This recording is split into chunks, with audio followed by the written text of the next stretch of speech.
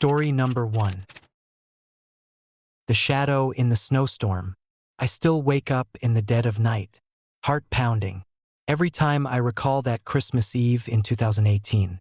My name is Jack Thompson, and what was meant to be a routine haul through the remote stretches of Canada's snow-covered highways turned into a nightmare that still haunts me to this day. I've been a truck driver for over 15 years, transporting goods across North America's vast and often unforgiving landscapes. Winter is my least favorite season, not because of the cold, but because of the isolation it brings. The endless miles of deserted roads, the howling winds, and the heavy snow that can swallow entire stretches of highway in minutes. But nothing could have prepared me for what happened that fateful night. It was December 24th, and I was making my way from Winnipeg to Thunder Bay, delivering essential supplies to a small, remote town nestled deep within the boreal forest. The roads were treacherous, and the forecast had predicted a severe snowstorm that was quickly approaching. I had decided to take a rest stop halfway, knowing the storm would make the remaining journey nearly impossible. The rest area was a small, unassuming place with just a few parking spots and a gas station that looked like it hadn't seen a customer in years. I pulled in, grateful for the brief respite. The sky was already dark, and the first flakes of snow had begun to fall, swirling violently in the biting wind. I grabbed a cup of coffee and settled into the warmth of my truck, the engine humming softly as I checked my maps and schedules. As the hours dragged on, the storm intensified, the wind howled like a freight train, and the snow piled up against the windows, making it nearly impossible to see anything outside. I knew I couldn't make it through the night driving, so I decided to stay put, hoping the storm would pass by morning. Around midnight, the storm reached its peak, the temperature plummeted, and the snow continued to fall relentlessly, obscuring the world outside. I was curled up in my seat, trying to get some sleep, when a loud knock echoed through the truck, shaking the vehicle to its core. My heart raced as I sat up, scanning the darkness outside the windshield. At first, I thought it was just the wind playing tricks on me, but then I saw it, a shadowy figure standing by the roadside, just beyond the reach of my truck's headlights. It was tall, hunched over, and cloaked in a tattered coat that seemed to merge with the swirling snow. My breath caught in my throat as I watched the figure remain motionless, staring directly at me with an intensity that made my skin crawl. I tried to calm myself, telling myself it was just a man trying to get help in the storm. But something about the way he stood there, silent, unblinking, and impossibly still, felt wrong, summoning every ounce of courage. I decided to check it out. I grabbed my flashlight and cautiously opened the truck door, the howling wind biting at my exposed skin. The cold was unbearable, each gust sending icy shards into my face. I stepped out into the blinding snow, the flashlight beam cutting through the darkness. The figure was still there, his presence almost ethereal against the swirling white backdrop. As I approached, the wind seemed to muffle the world around me, leaving only the sound of my own breathing and the relentless storm. "Are you okay? Do you need help?" I called out, my voice barely audible over the roar of the wind. The figure didn't respond. He remained motionless, his eyes hidden beneath the shadow of his hood. I took a step closer, the snow crunching beneath my boots. But still, there was no sign of life, no movement, no indication of who or what he was.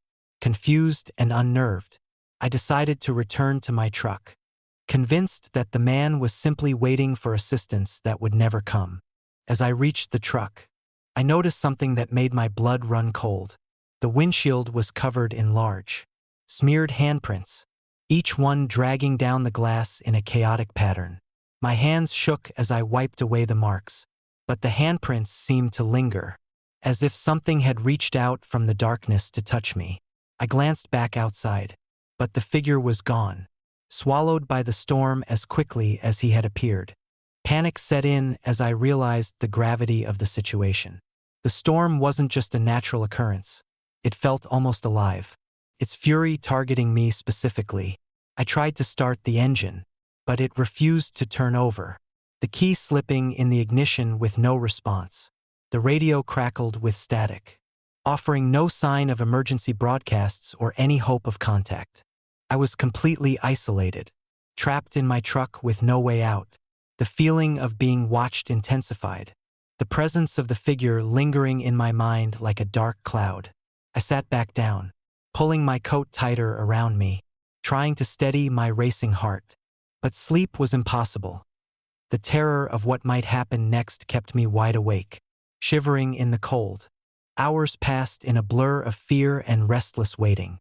The storm showed no signs of relenting, the snow piling higher against the windows, and the wind growing more aggressive. I began to question my decision to stay, wondering if I should have tried to seek shelter elsewhere. But with the roads impassable and my truck dead, there was no other option. Around 3 a.m., the storm began to subside, the snow slowing to a gentle fall. Exhausted and numb from the cold, I mustered the strength to try the ignition once more. This time, the engine sputtered to life, the truck humming softly as it warmed up. Relieved, I prepared to make the long, treacherous drive home, hoping to leave the night's horrors behind me. As I pulled out of the rest area, the road ahead was clear but still slick with ice. The storm had left a pristine layer of snow, but the path was fraught with hidden dangers. I drove cautiously, every shadow and shape seeming to hold hidden threats. The memory of the shadowy figure and the handprints on my windshield lingered, a constant reminder of the night's terror. Hours later, as dawn broke and the first rays of sunlight pierced through the remnants of the storm, I finally reached the outskirts of a small town. Relief washed over me as I saw the familiar signs of civilization: buildings, streetlights, and the comforting hum of morning activity. I pulled into the nearest gas station, grateful for the warmth and the promise of help. As I waited for assistance, I recounted the night's events to the attendant, who listened with a mix of concern and skepticism. "Sounds like you had quite a rough night," he said, handing me a hot cup of coffee. "Storm can do strange things out here, though I've never heard of anyone seeing something like that." I nodded, accepting the coffee gratefully, but the unease remained. As I drove the final miles to my home, the memory of the shadowy figure and the handprints haunted me. I couldn't shake the feeling that something had followed me, an unseen presence lingering just out of sight. When I finally arrived home, my family greeted me with worried looks. The warmth and safety of my house were a stark contrast to the terror I had endured. But as I stepped inside, I noticed something that sent a chill down my spine. The handprints from my windshield had reappeared, smeared across the front window as if mocking my return. I rushed to explain what had happened, but my family could only offer confused and frightened looks. We decided to call the police, but by the time they arrived, there was no sign of the mysterious figure or any explanation for the handprints. The night's events remained a perplexing mystery, the boundaries between reality and the supernatural blurred by the storm's wrath. In the weeks that followed, I struggled to move on from the night's horrors, the isolation of the road, the fury of the storm, and the encounter with the shadowy figure left deep scars on my psyche. I sought solace in the company of friends and family, but the memory of that night lingered, a dark shadow over my otherwise ordinary life. One evening, as Christmas approached again, I found myself driving through the same stretch of road, the memory of the 2018 storm resurfacing with every mile. The roads were busy now, the snow cleared, and the festive decorations of nearby towns offered a stark contrast to the night of fear I had experienced. I couldn't help but feel a sense of déjà vu, a nagging suspicion that the night's terror was far from over. As I approached a familiar rest area, I saw a small crowd gathered outside a truck, their faces etched with concern. Pulling over, I stepped out to see what was happening. In the center of the crowd stood a man, dressed in a dark coat with a hood that obscured his face. His presence was unsettling, a silent figure amidst the festive chaos. As I watched, the man raised his hand, signaling for silence, and began to speak in a low, gravelly voice. "Christmas is a time for joy and reflection," he began, his words carrying a weight that made the air thick with tension. But it is also a time to remember those who have been lost and the balance that must be maintained between light and darkness. The crowd listened in hushed silence, the man's presence commanding attention. I felt a chill run down my spine, the memory of my own encounter coming flooding back. The man's voice seemed to resonate with the storm's fury, his words echoing the demands of the shadowy figure I had seen years ago. Respect the traditions, honor the memories, and be mindful of the unseen forces that protect our balance. He continued, his eyes scanning the crowd with an intensity that mirrored the dark eyes I had once seen in my truck. As he finished, the man turned and began to walk away, the crowd dispersing as quickly as they had gathered. But story number 2. Echoes in the snow. The wind howled like a chorus of lost souls as the historic snowstorm of 1978 descended upon our small town in Michigan. My name is David Mitchell, and what was meant to be a peaceful Christmas for my family turned into an ordeal that still chills me to this day. My wife, Laura, and our 2 children, Emily and Jake, were the only ones trapped in our old farmhouse as the storm raged outside, cutting us off from the world. It started on Christmas Eve. The sky was a deep gray, heavy with snow that began to fall steadily, quickly piling up against the windows and doors. We lit the fireplace, its warmth a comforting contrast to the biting cold that seeped through the cracks. As the evening progressed, the storm intensified, the wind whipping around our house, making it groan and creak ominously. By midnight, the storm reached its peak. The snowstorm was relentless, transforming our picturesque farm into a desolate, white wasteland. The power flickered and then went out, plunging us into darkness. We huddled together, wrapped in blankets, trying to stay warm as the howling wind threatened to tear our home apart. It was during this uneasy silence that the first knock came, a loud, forceful knock at the front door, echoing through the empty house. My heart raced as I exchanged a worried glance with Laura. "I'll check," I whispered, my voice barely audible over the storm. I approached the door cautiously, every step sending a shiver down my spine. Pulling back the heavy wooden door, I was met with nothing but swirling snow and darkness. The wind howled louder, and the knocking ceased as abruptly as it had started. Puzzled, I shut the door and returned to the living room, trying to reassure my family that everything was all right. But peace was fleeting. That night, and the 2 that followed, the same thing happened. Each night at midnight, there was a loud knock at our door, each time followed by complete silence. Laura and I took turns checking, but there was never anyone there. The knocks grew more insistent, more desperate, each one sending waves of fear through our household. Emily and Jake were particularly affected. Emily, only 7, clung to me each night, her eyes wide with fear. Jake, 10, became restless, pacing the floors and refusing to sleep. Laura tried to keep everyone calm, but even she couldn't shake the unease that settled over us like a heavy blanket. On the 3rd night, the knocking was different, more frantic, almost pleading. I couldn't ignore it anymore. Grabbing a flashlight and my coat, I went to the front door once again.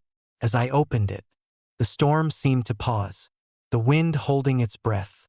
Outside, the snow was piled high, but I could just make out a set of large, unusual footprints leading away from the door and into the dense forest behind our house. The footprints were unlike anything I had seen before, massive, with elongated toes and deep claw marks embedded in the snow.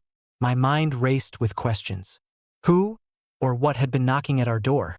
And why were the footprints so different from any humans? Determined to find answers, I decided to follow the trail the next morning. Once the storm had passed, the night had been long and restless, but dawn finally broke, revealing a landscape transformed by snow. The storm had left a serene yet eerie silence, the world outside our home muffled by the thick blanket of white.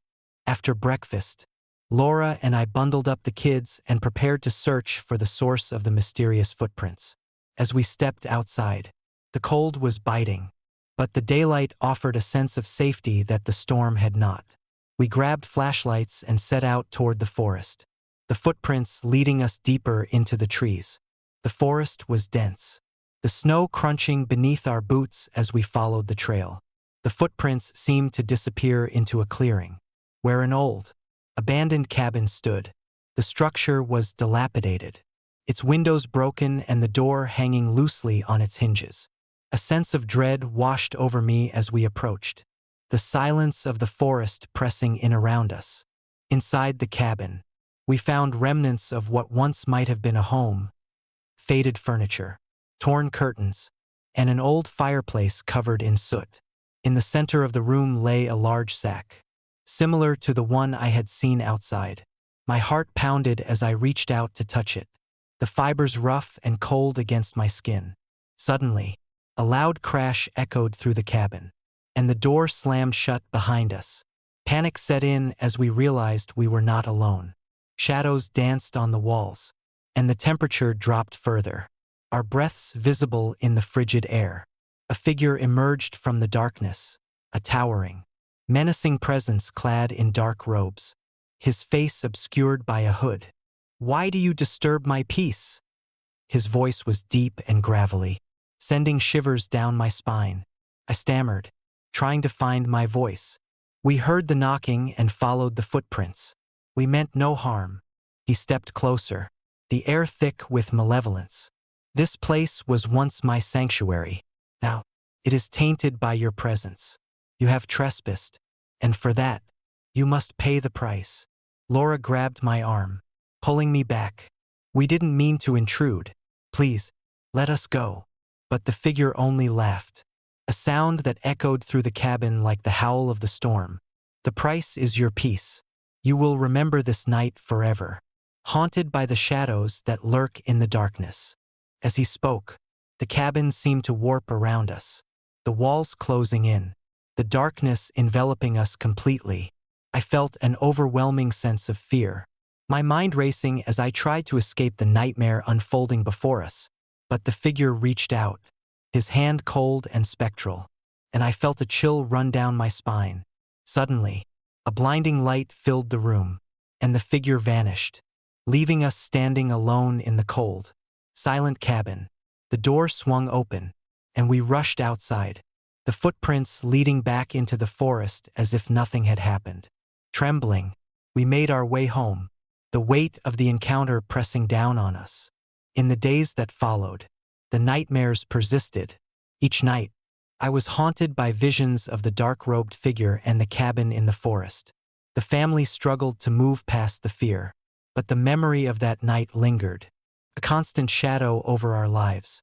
The footprints were never seen again, but the scars they left were etched deep into our souls.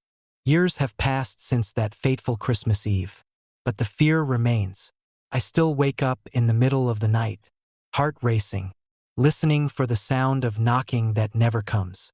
The footprints are a reminder that some mysteries are never fully understood, that the shadows of the past can reach out and touch our lives in ways we never imagined. Sometimes, when the snow begins to fall and the wind carries whispers through the trees, I catch a glimpse of a dark figure standing at the edge of the forest, a silent guardian watching over us, ensuring that the balance between light and darkness remains unbroken. It serves as a haunting reminder that some spirits linger, forever bound by the secrets they hold and the memories they guard. And as I sit by the fireplace each Christmas, surrounded by the warmth of my family and the glow of holiday lights, I hold on to the lessons learned from that terrifying night. The magic of the season is fragile, easily shattered by the echoes of the past. But with love, understanding, and the strength of family bonds, we can face the darkness together, ensuring that our memories of peace and happiness always prevail over the shadows that seek to reclaim them. Story number 3. Whispers of the Frozen Shadows. The wind howled through the jagged peaks of the Colorado Rockies, a relentless force that seemed to echo the turmoil within me. My name is Ethan Parker, And what was meant to be a weekend getaway with friends turned into a harrowing ordeal that still haunts me to this day. It was December 1995, a time when the mountains were cloaked in pristine white, their silent majesty both beautiful and unforgiving. Our group of five, Sarah, Mike, Jenny, Tom, and me, had always sought adventure, drawn to the wild landscapes that offered both solace and excitement. We decided to go camping in the remote areas of Colorado, far from the bustling cities and the safety nets they provided. The plan was simple: hike during the day, set up camp, and revel in the serenity of nature under the vast, star-studded sky. The first day was perfect. We trekked through dense pine forests, the ground crunching under our boots as snow began to fall lightly, adding a magical touch to the already breathtaking scenery. By evening, we found a clearing surrounded by towering pines, their branches heavy with snow. Setting up our tents and gathering around the campfire, we shared stories and laughter, the warmth of the flames a comforting contrast to the biting cold. As night fell, the sky was a canvas of twinkling stars, and the air was filled with the sounds of nature settling in for the long winter. We nestled into our sleeping bags, the promise of a peaceful night ahead lulling us into a deep sleep. But nature had other plans. Early the next morning, we awoke to a blinding whiteout. The snowstorm had rolled in overnight, transforming our tranquil campsite into a treacherous landscape. Visibility was near zero, and the howling wind whipped around us with a ferocity that made it impossible to see more than a few feet ahead. Panic set in as we realized we were stranded, with no way to navigate back to civilization. After hours of trying to stay warm and rationing our limited supplies, Mike suggested finding shelter. His voice was steady despite the fear etched on his face. "There has to be something up ahead. We can find a cabin or something to wait out the storm." Reluctantly, we bundled up and began the arduous trek through the blinding snow, each step a battle against the fierce winds. The landscape around us was a monochromatic expanse of white, the silence broken only by the relentless howl of the storm. Hours passed, and exhaustion began to take its toll. But the thought of finding shelter kept us moving forward.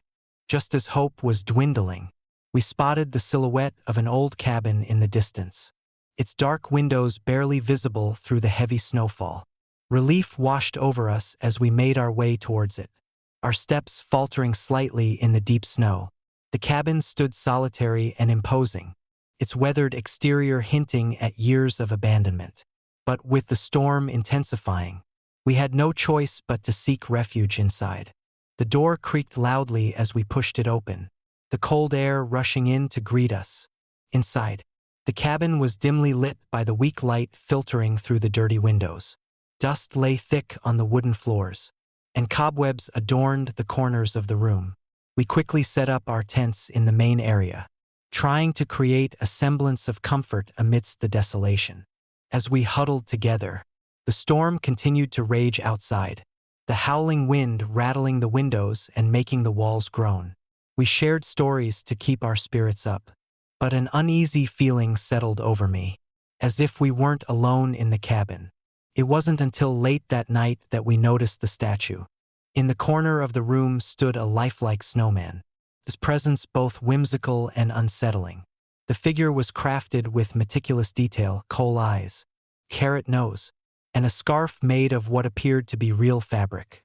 But there was something off about it, something that sent a chill down my spine. The snowman seemed almost lifelike, its coal eyes glinting unnaturally in the dim light.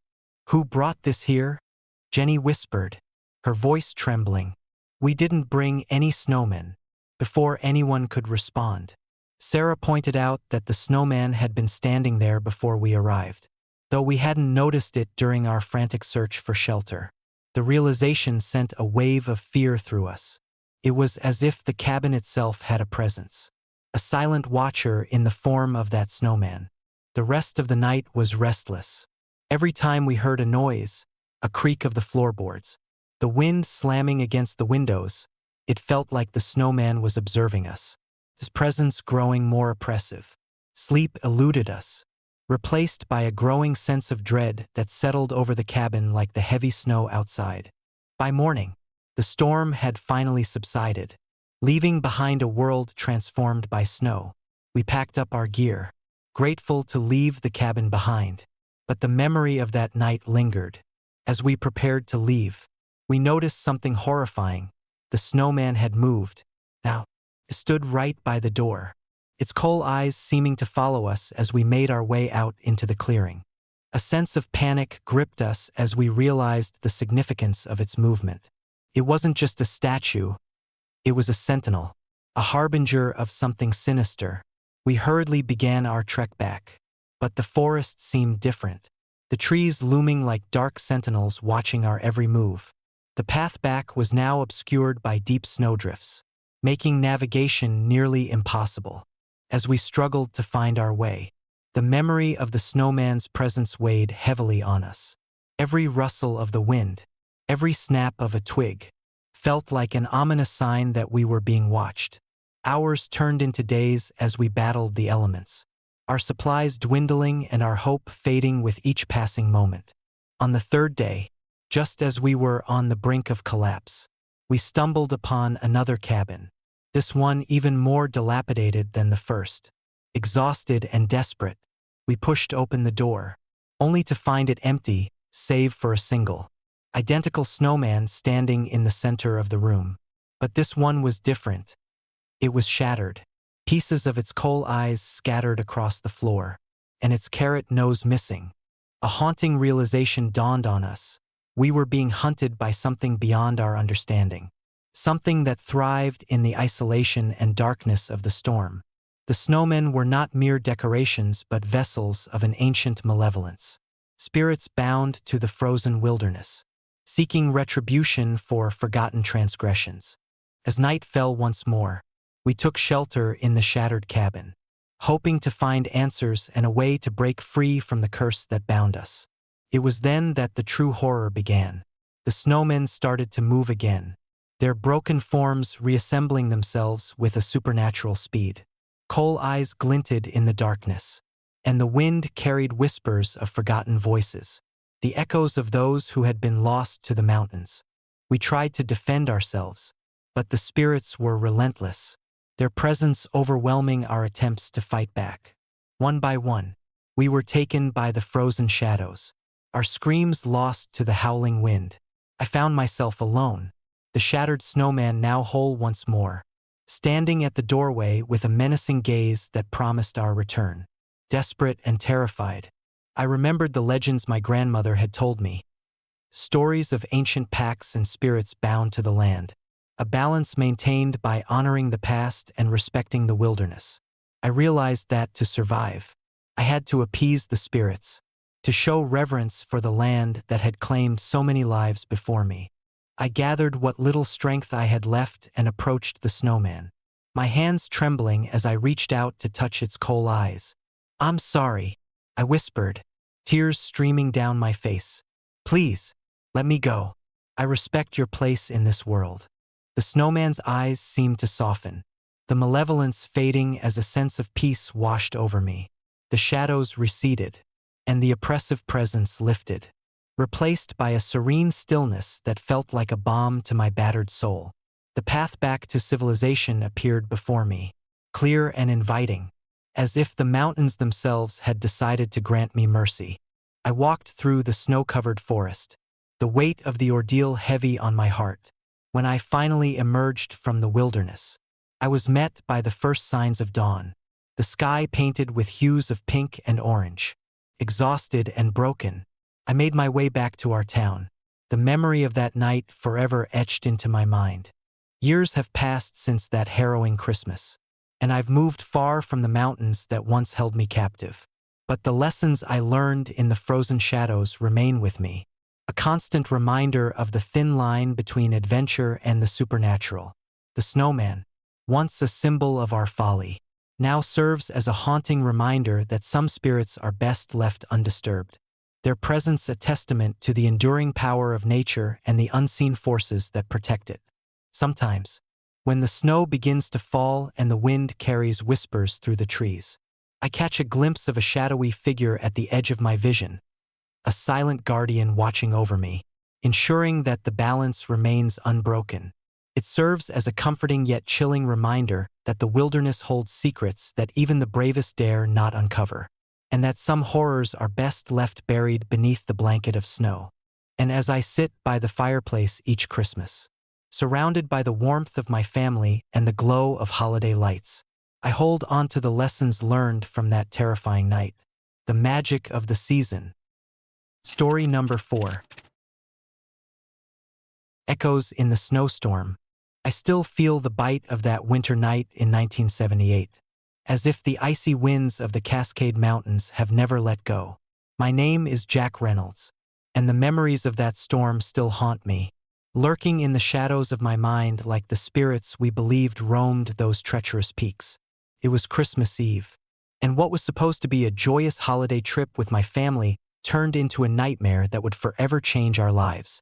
We were traveling on the Silver Pine Express, a passenger train renowned for its scenic routes through the Cascades. My wife, Linda, our 2 children, Sarah and Tommy, and I had embarked on this journey to visit relatives in Seattle. Eager to celebrate the holidays surrounded by family, the train was bustling with passengers, all excited for the festive season. The carriages were warmly decorated with garlands and twinkling lights, the air filled with the scent of pine and roasted chestnuts from the dining car. The first day was beautiful. We marveled at the snow-capped peaks and dense forests, the landscape a winter wonderland under a clear blue sky. But as evening approached, the weather began to change. Dark clouds rolled in, and the temperature dropped sharply. The conductor, a seasoned man named Mr. Thompson, announced that a severe snowstorm was moving in and advised passengers to stay calm and prepared for possible delays. By midnight, the storm had transformed into a full-blown blizzard, the howling winds and swirling snow reducing visibility to near zero. The train rattled and swayed as it struggled against the fierce gusts, the sounds of the storm muffled by the thick glass windows. We huddled together in our sleeper compartment, the warmth of the heater a small comfort against the raging tempest outside. Around 2 a.m., the train came to an abrupt halt, the engines giving out under the strain of the storm. Mr. Thompson entered our compartment, his face etched with concern. "We're stuck here for the night," he announced. "The tracks are buried under deep snow, and it's not safe to continue until morning." We settled in for what felt like an eternity, the hours dragging by as the storm showed no signs of relenting. The train was eerily quiet, save for the distant groans of the engines and the relentless howl of the wind. It was then that we began to hear the first of the strange sounds, distant howls and cries that seemed to come from the heart of the mountains. At first, we dismissed them as the sounds of the storm, but as the night deepened, the noises grew louder and more distinct. Sarah, who was only 7, clung to my side, her eyes wide with fear. "Daddy, what's that sound?" she whispered, her voice trembling. I tried to reassure her, but the unease in my own heart was undeniable. The howls seemed almost sentient, echoing through the darkness with a mournful intensity that sent shivers down my spine. Linda held our children close, her own fear masked by a determined facade. By 3 a.m., the storm reached its peak, the wind howling like a chorus of lost souls. The train shuddered violently as if something immense and powerful was pressing against it. The windows fogged up, and shadows danced on the walls, cast by the flickering lights of the interior. It was then that we heard the knocking, a loud, relentless pounding at the doors of the carriages, followed by a deep, guttural voice that seemed to come from the very mountains themselves. "Enter and see if you are worthy." The voice boomed, sending a collective gasp through the compartment. The mountains test those who seek passage. Panic set in as we realized that someone, or something, was trying to break into the train. Mr. Thompson tried to keep us calm, but the fear was palpable. The knocking intensified, the sound resonating through the metal walls like a death knell. Suddenly, the lights flickered and went out, plunging us into darkness. The train car was plunged into an oppressive silence. broken only by the storm outside and the distant, unearthly howls. We sat huddled together, hearts pounding, as the darkness seemed to press in on us from all sides. Without warning, the train jolted violently, throwing us from our seats. The car shook as if something massive was moving around outside, testing our resolve. We could hear the sound of scraping and grinding, the eerie sensation of being pulled apart by unseen forces. It felt as though the train was being torn apart by the very mountains we were passing through. In the chaos, Tommy screamed, clutching at Linda's arm. "Daddy, what's happening?" I tried to keep my voice steady, but my own fear was too strong. "Stay calm, Tommy. We're going to get through this." But there was nothing to be done. The storm was too powerful, the mountain too unforgiving. As the train began to disintegrate under the onslaught, I held my family close, praying for a miracle that never came. The last thing I saw was the snow engulfing us, the howling winds drowning out our screams, and the shadows of the mountains claiming their prize.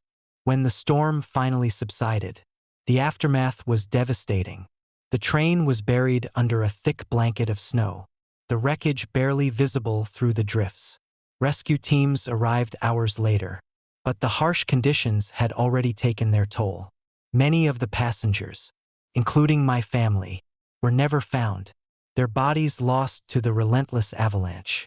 I was one of the few survivors, found miraculously alive but deeply traumatized by the experience.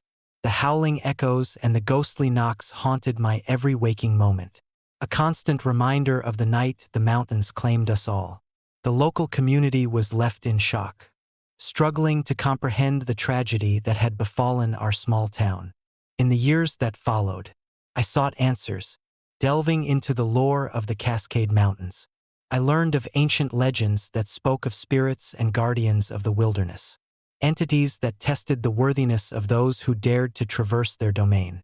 The voices and knocks were said to be the mountain's way of determining who was deserving of passage and who was not. But no amount of research could soothe the nightmares that plagued me. Every winter, as the snow began to fall, I was transported back to that night, trapped in the frozen confines of the Silver Pine Express, hearing the howls and the knocks, feeling the icy grip of fear tighten around me. The memory was a ghost that refused to rest, a reminder of the thin line between survival and being consumed by the mountain's wrath. Years later, I returned to the Cascade Range, not as a passenger, but as someone seeking closure. I hiked through the same trails, stood at the sites where the wreckage was found, and stood in silence, listening for the echoes of that fateful night. It was a pilgrimage of sorts, an attempt to reconcile with the past and honor the memories of those we lost. One evening, as I stood alone on a snow-covered ridge, the wind picked up, and the howling began once more. My heart raced as I felt a presence, a chilling reminder that the spirits of the mountains were still watching, still waiting to test those who dared to cross their path. I closed my eyes and took a deep breath, accepting that some memories never fade, and some spirits never rest. In the end, the storm of 1978 remains a defining moment in my life, a story of survival and loss that continues to shape who I am. The Cascade Mountains stand tall and silent, their secrets buried beneath layers of snow, but their presence is felt in every gust of wind and every whisper of the storm. And as I sit by the fire each winter, I hold onto the lessons learned from that night, knowing that the mountains are both beautiful and unforgiving, a testament to the enduring power of nature and the resilience of the human spirit. Story number 5. Beneath the snow, I still wake up in the dead of night, heart pounding, every time I recall that fateful December evening in 2004. My name is Eric Larson, and what was meant to be a routine trip home through the Norwegian wilderness turned into a nightmare that still haunts me to this day. It was Christmas Eve, a time when the mountains of Norway were cloaked in pristine white, their silent majesty both beautiful and foreboding. My wife, Ingrid, and I had decided to visit our families in the small village of Fjellheim. The journey was long, But the festive decorations and the promise of reunion made it worthwhile. We loaded our SUV with presents, warm clothes, and enough supplies to last the trip, knowing the winter roads could be treacherous. As we drove deeper into the heart of the mountains, the weather began to change. What started as a gentle snowfall quickly escalated into a fierce blizzard, the wind howling like a chorus of lost souls. Visibility dropped to almost nothing, and the roads became slick and impassable. The radio crackled with warnings of the historic snowstorm, advising travelers to seek shelter immediately. "Let's find a safe place to wait it out," I suggested, my voice steady despite the growing unease in my chest. Ingrid nodded, her grip tightening on the steering wheel. We scanned the road for any signs of shelter, but the blinding snow made it nearly impossible to see anything beyond a few meters ahead. Hours passed as we struggled to navigate the storm, our progress painfully slow. The temperature plummeted, and the car's heater worked overtime to keep us warm. But the biting cold seeped into every crevice. Just as hope began to fade, a dim light appeared through the whiteout, a small, isolated cabin nestled among the towering pines. Relief washed over us as we made our way towards it, the outline of the structure barely visible against the relentless storm. The cabin looked abandoned, its windows dark and foreboding, but it was better than being stranded on the treacherous roads. We pulled into a clearing, the snow piling high around the cabin's foundation. Ingrid and I hesitated for a moment before approaching, unsure if it was safe to enter. The door creaked ominously as we pushed it open, revealing a dimly lit interior. The air inside was musty, filled with the scent of aged wood and something else, something metallic and unsettling. "We'll just stay here until the storm passes," I said, trying to keep my voice calm. We set up our sleeping bags in the small living area, the cabin sparsely furnished with a wooden table, a couple of chairs, and a stone fireplace. Ingrid lit a small fire, and we huddled together for warmth, the flickering flames casting long shadows on the walls. Despite the initial relief, an uneasy feeling settled over me, as if the cabin held secrets best left undisturbed. As midnight approached, the storm outside intensified, the wind howling like a living entity, battering the cabin with relentless fury. I tried to distract myself by reading a book, but the sound of the storm drowned out any attempt at peace. Ingrid slept beside me, her breaths even and steady, while our children, Emma and Lucas, were restless, their eyes wide with fear. Then, just as the clock struck 12, a loud knock echoed through the cabin, reverberating off the walls like a death knell. My heart raced as I exchanged a nervous glance with Ingrid. "Who's there?" I called out, my voice wavering. There was no response, just the relentless pounding that seemed to come from all around us. I grabbed my flashlight and cautiously approached the door, Ingrid and the kids watching from the safety of the living area. The knocking stopped as abruptly as it had started, leaving an oppressive silence in its wake. I hesitated for a moment before pulling back the heavy wooden door, expecting to see a stranded traveler or someone seeking shelter. But there was no one there, just the swirling snow and the dark, empty forest beyond. Confused, I shut the door and returned to the warmth of the cabin, trying to convince myself it was just the wind. But that night, sleep was impossible. Every creak of the cabin and every gust of wind made me jump, the fear gripping me tighter with each passing hour. The next morning, the storm had subsided, leaving behind a serene but eerie silence. The sun shone weakly through the snow, casting a pale light over the landscape. We packed up our things, ready to continue our journey. But as we approached the door, I noticed something that sent a chill down my spine, an unusual layer of fresh snow inside the cabin, leading towards the back of the house where a small closet stood. My heart pounded as I realized the door to the closet had been closed overnight, something we were certain we had left ajar to allow cold air to escape. Curiosity overcame me, and I approached the closet, the door slightly ajar. I reached inside, pulling back the door fully, only to find nothing but a thick layer of dust and old coats. Confused, I turned to leave, but Ingrid stopped me with a worried look.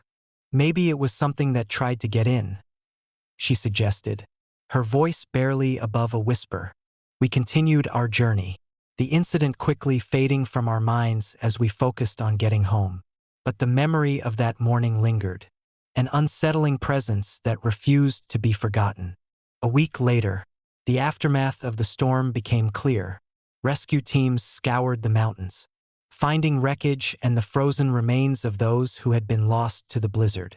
The cabin, however, remained elusive, swallowed by the relentless snowfall. The news reported the discovery of a body near the cabin site, a man who had gone missing the previous winter, his fate a mystery. Intrigued and unsettled, I decided to investigate further. The missing man, Hans Berg, had been an avid hiker, known for his solitary excursions into the wilderness.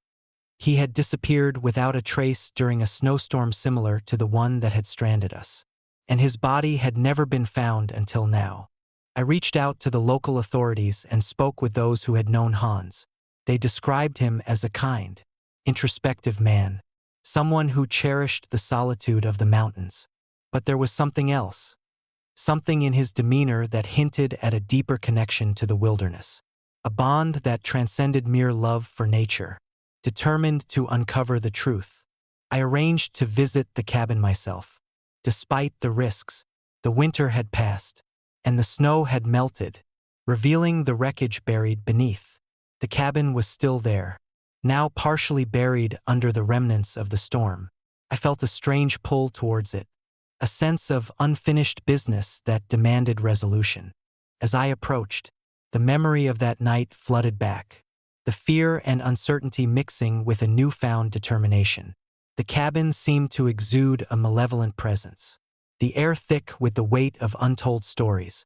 I pushed open the door, the hinges groaning in protest, and stepped inside. The interior was eerily silent, the only sound the distant drip of melting snow.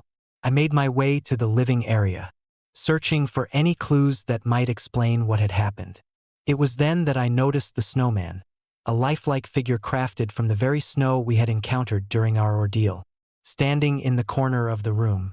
His cold eyes seemed to stare directly at me, the chill in the air intensifying as I approached. I reached out to touch it, but as my fingers brushed against the cold surface, a surge of energy coursed through me. The snowman began to move, the once static figure coming to life with a sinister grace. "Why are you here?" A voice echoed through the cabin, cold and hollow. I stumbled back, heart racing. I was stuck in the storm. My family and I took shelter here. The snowman tilted its head, its movements jerky and unnatural. "You trespass on sacred ground. The spirits of the mountains do not take kindly to intruders." I tried to steady my voice, searching for a way to communicate. "I'm sorry if we disturbed anything. We didn't mean any harm." The snowman advanced, its cold eyes burning with an otherworldly light. "You cannot leave until the balance is restored. Hans Berg was taken by the mountain, and his spirit remains trapped. Only by understanding his fate can peace be achieved." Desperate for answers, I asked, "What do you want me to do?" The snowman paused, the air thick with anticipation. "You must find him, bring him back, or the mountain will claim you as well." With those words, the snowman dissolved into a flurry of snowflakes, leaving me alone in the cold, silent cabin, determined to save Hans and free our families from the mountain's wrath. I set out on a mission that would take me deeper into the wilderness than I had ever dared to venture before. Days turned into weeks as I trekked through the unforgiving terrain, guided only by the fading clues left behind by Hans. The snow was relentless, the cold a constant companion that threatened to sap my strength. But the thought of my family and the knowledge that lives depended on my perseverance kept me moving forward. One night, as I huddled in a makeshift shelter, I heard the howls once more, distant, mournful, and filled with an ancient sorrow. Following the sound, I stumbled upon a hidden valley, untouched by the storm, where the remnants of an old settlement lay buried beneath layers of snow. Among the ruins, I found Hans, his body remarkably well preserved, his face a mask of peace. Story number 6. Whispers in the White Storm. I still wake up in the dead of night, heart pounding, every time I recall that fateful December in 1846. My name is Elias Donner, and the memories of those harrowing months in the Sierra Nevada remain etched in my soul, haunting me like the relentless winter winds that tore through our camp. What was meant to be a journey of hope and new beginnings turned into a nightmare of survival and despair, a testament to the thin line between civilization and the wild unknown. Our wagon train, a motley assembly of families and hopeful souls, had set out from Springfield, Missouri, with dreams of fertile land and prosperous futures in California. The promise of a better life spurred us forward, despite the warnings of harsh winters and treacherous terrains. I was the eldest son of George Donner, a man of unyielding resolve and stern leadership. Alongside my father were my siblings, their laughter and youthful energy a beacon of light amidst the daunting journey. The first weeks were filled with the camaraderie and collective effort that made such an arduous trek bearable. We crossed rivers swollen with spring rains, navigated dense forests where sunlight barely pierced the canopy, and climbed rugged hills that tested our endurance. The Sierra Nevada loomed in the distance, its majestic peaks promising the end of our trials and the beginning of our new lives. But as the days shortened and the temperatures plummeted, the beauty of the mountains gave way to the harsh reality of winter. Snow began to fall, light at first, then thick and unrelenting. Our supplies dwindled, rationed thinly among the growing number of souls. The wind howled through the passes, carrying with it the whispers of ancient spirits said to guard these sacred lands. One evening, as we settled into a makeshift camp near a frozen stream, the sky darkened with ominous clouds. My father, ever the pragmatist, ordered us to prepare for the coming storm. "We must secure our wagons and reinforce our shelters," he instructed, his voice steady despite the growing unease in his eyes. "This storm will test our resolve, but we must stand strong." The first night of the storm was the most terrifying. The wind screamed like a banshee, and the snow piled high against our tents, threatening to bury us alive.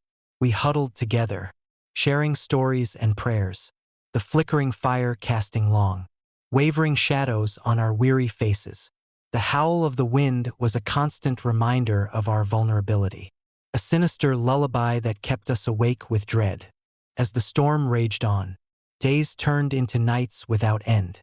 Food became scarce, and desperation gnawed at our spirits. The once vibrant community of our wagon train was now a shell of fear and suffering. Supplies ran out, and the grim reality of cannibalism began to surface as the last resort for survival. The act was unthinkable, but the cold and hunger left us with no other choice. The haunting memories of those who perished weighed heavily on our souls, their whispers carried by the wind, accusing us of abandoning our humanity.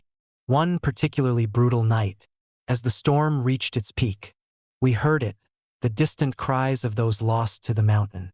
It was as if the very spirits of the Sierra Nevada were calling out to us, their voices echoing through the howling wind. "Return us to the snow," they seemed to plead, "for we cannot rest." The following morning, when the storm finally began to abate, the devastation was complete. Our camp was buried under feet of snow, the landscape transformed into a desolate, white wasteland. Those who had survived were gaunt and hollow-eyed, their bodies ravaged by the elements and the horrors they had endured. The once thriving wagon train was now a grim tableau of loss and suffering. In the aftermath, as we struggled to regroup and find a path through the blinding snow, we stumbled upon something that would forever alter our perception of the mountain's true nature. Amidst the undisturbed snow lay the body of a man, eerily intact despite the harsh conditions. His face was frozen in a silent scream, eyes wide open and unseeing, as if he had been frozen in time the moment he met his demise. It was Johann, a fellow traveler who had vanished without a trace a year prior during a similar storm. But what was most unsettling was the lifeless expression on his face. No hint of fear, pain, or anguish. It was as if he had simply ceased to exist. His soul snuffed out by the relentless fury of the mountain. The sight of him sent a chill down my spine, a foreboding sense that the spirits of the Sierra Nevada were not merely figments of folklore, but real entities with malevolent intentions. Determined to understand the true horror that had befallen us, I delved into the local legends and tales told by the few remaining inhabitants of nearby villages. The stories spoke of the mountain spirits, guardians of the wilderness who punished those who dared to trespass without respect. They were said to be restless, their anger fueled by the encroachment of humanity on their sacred land. The spirits would lure travelers into the storm, ensnaring them in a perpetual winter where hope and humanity were stripped away. One night, as I sat alone in my tent, the wind outside whispering secrets through the fabric, I felt a presence, an unseen force that seemed to press against my very being. Shadows danced at the edge of my vision, and the air grew thick with an oppressive chill. It was then that I heard it, a faint, sorrowful wailing that seemed to emanate from the very heart of the mountain. "Remember us," the voices echoed. "Remember the balance." The realization hit me with terrifying clarity. We were not merely fighting against nature, but against the spirits themselves, their vengeance unrelenting and their demands absolute. The only way to appease them was to honor the memory of those who had fallen and to restore the balance we had disrupted. But how could we reconcile our need for survival with the dark price we had already paid? As the days turned into weeks, the struggle for survival became a relentless battle against both the elements and the spirits that haunted our every step. The wind carried the voices of the lost, their pleas for mercy intertwining with the howling storm. Each night brought new horrors, phantom apparitions of those we had lost, their eyes hollow and accusing, their whispers a constant reminder of our transgressions. In a moment of desperate clarity, I gathered the remaining survivors and proposed a pact, a solemn vow to honor the spirits of the mountain by ensuring that their stories would never be forgotten, that their sacrifices would be remembered. We performed a makeshift ceremony, offering prayers and remnants of our own belongings as tokens of respect. It was a gesture born of desperation, a last attempt to quell the wrath that threatened to consume us entirely. That night, as we huddled together in the heart of our beleaguered camp, the storm finally began to subside. The howling winds softened to a gentle whisper, and the oppressive darkness lifted, replaced by the soft glow of dawn breaking through the lingering clouds. It was as if the spirits had accepted our offering, granting us a sliver of mercy in the unforgiving wilderness.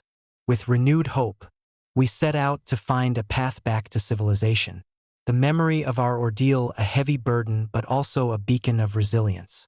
The journey was arduous, each step a testament to our will to survive and to honor those we had lost. The spirits of the Sierra Nevada watched over us, their presence a constant reminder of the thin line between humanity and the wild unknown. Years have passed since that harrowing winter, and the memory of those dark months remains a haunting echo in my mind. The Sierra Nevada continues to stand tall and majestic, a silent guardian of its own secrets, its slopes still home to the restless spirits of the past.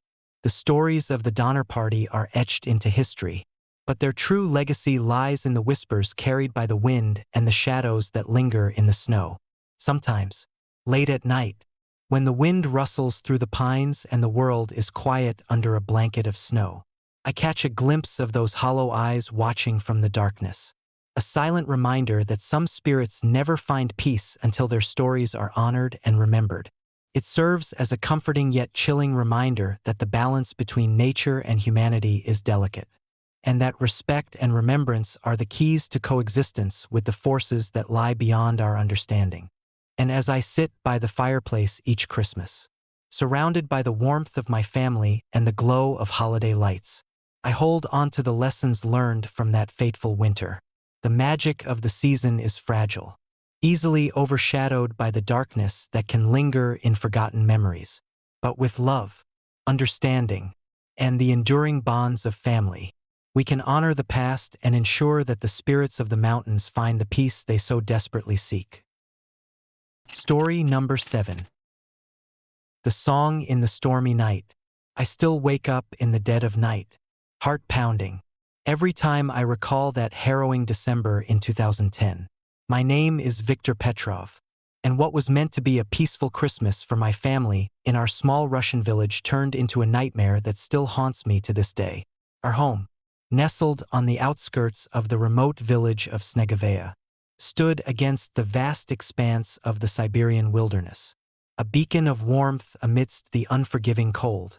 Our family consisted of my wife, Elena, our teenage daughter, Anya, and me. We had always cherished the quiet beauty of our village, the close-knit community, and the traditions that bound us together during the long, dark winters.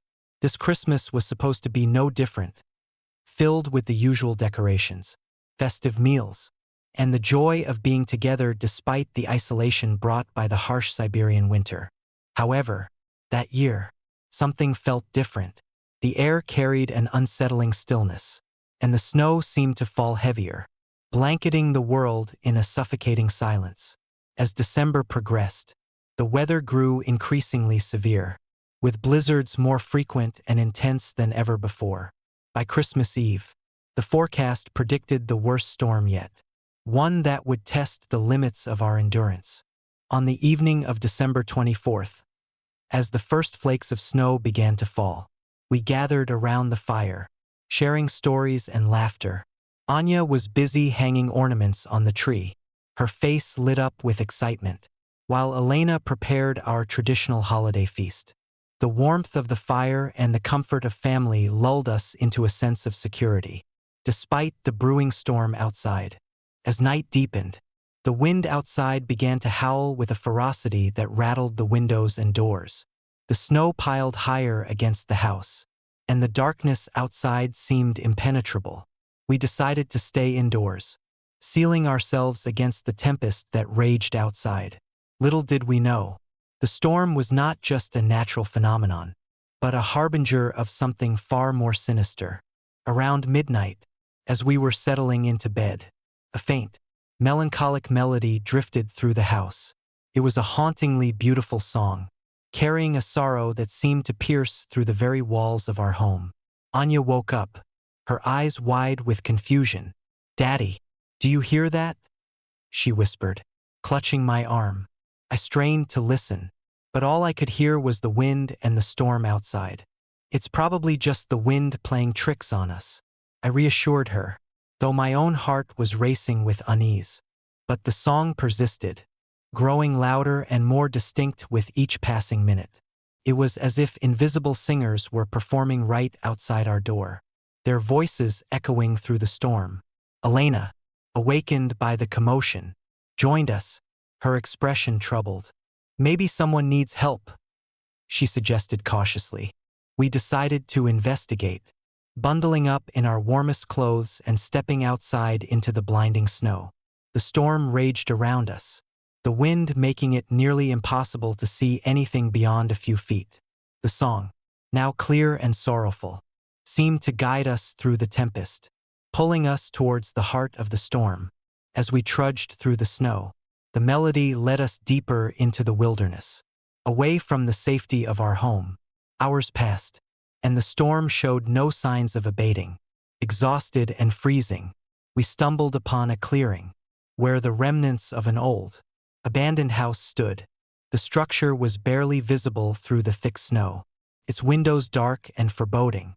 Determined to find the source of the haunting song, we approached the house cautiously. The door creaked open, revealing a dimly lit interior.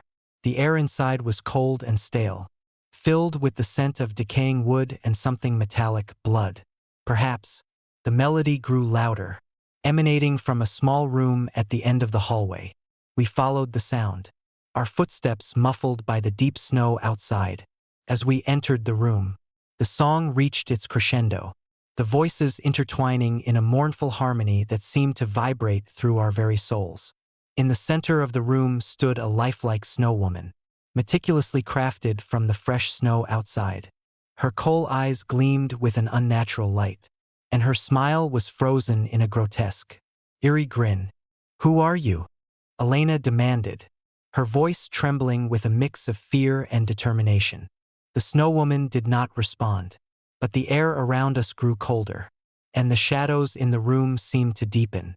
Suddenly, the temperature plummeted, our breaths visible in the frigid air. The room darkened further, the only light coming from the faint glow of the snow woman's coal eyes. Before we could react, a gust of wind swept through the room, extinguishing the dim light and plunging us into darkness. The song turned into a cacophony of wails and cries, the spirits of the lost echoing through the abandoned house. We could feel their anguish, their pain, as if the very essence of their souls was trapped in the melody. Panicked, we turned to leave, but the door slammed shut, sealing us inside. The snow woman's smile seemed to widen, her eyes burning with a malevolent intensity.